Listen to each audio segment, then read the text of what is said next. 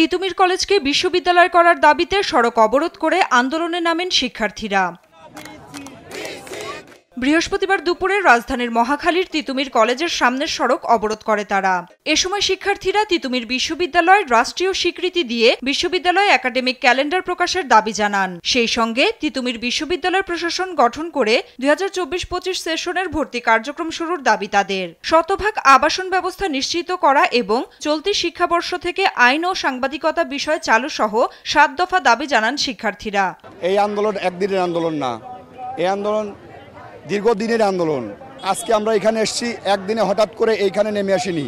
আমাদের ভাইরা আমরণ অনশনে গেছে, আপনারা শুনেছেন 4 থেকে 5 জন ইতিমধ্যে হাসপাতালে ভর্তি হয়েছে, সোহরাওয়ার্দী হাসপাতালে। মূলত আমাদের দাবি আদায়ের জন্যই আমরা রাজপথে অবস্থান করছি, অনশন কর্মসূচি পালন করতেছি। যতক্ষণ পর্যন্ত আমাদের এই দাবিটা আদায় না হবে ততক্ষণ পর্যন্ত আমরা রাজপথে অবস্থান করব। বিশ্ববিদ্যালয়ের দাবিতে কলেজের সামনের মহাখালী গুলশান বাড্ডা লিংক রোডে শিক্ষার্থীরা অবরোধ করায় বন্ধ হয়ে যায় যান চলাচল। এতে চরম ভোগান্তিতে পড়েন নগরবাসী। অচিরেই এ সমস্যার সমাধান চান তারা। এই মহাখালী থেকে আমি হেঁটে এখানে আসছি, আমি একা না, আরো অনেকে আছে যারা হেঁটে হেঁটে আসছে, বয়স্ক আছে, সবাইকে একটা হ্যারাসমেন্টের মতো চলে যাচ্ছে। সব মানুষেরই সমস্যা, বিশেষ করে আমাদের তো আরো সমস্যা, কারণ আমাদের গাড়ির চাকা গড়লে আমাদের টাকা পাবো। দাবি না মানলে আন্দোলন চালিয়ে যাওয়ার ঘোষণা দেন শিক্ষার্থীরা।